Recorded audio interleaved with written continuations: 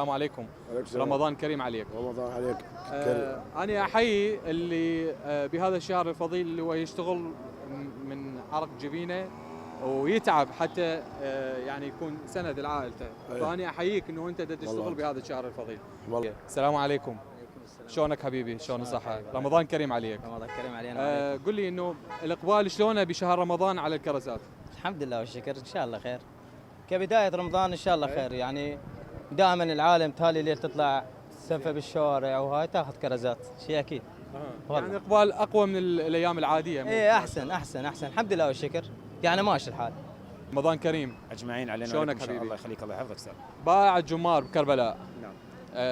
هواي سمعنا عنك، بس اريد اعرف اليوم شنو فوائد الجمار بشهر رمضان؟ والله هو للجمار يعني هي اكله قديمه زين. ومعروفه. اهلا وسهلا بك، رمضان كريم على الجميع والله اكرم. قل لي شنو اللي يختلف عن رمضان السابق بهذا الشهر؟ شنو اللي يمسه مختلف يعني؟ اكو شيء؟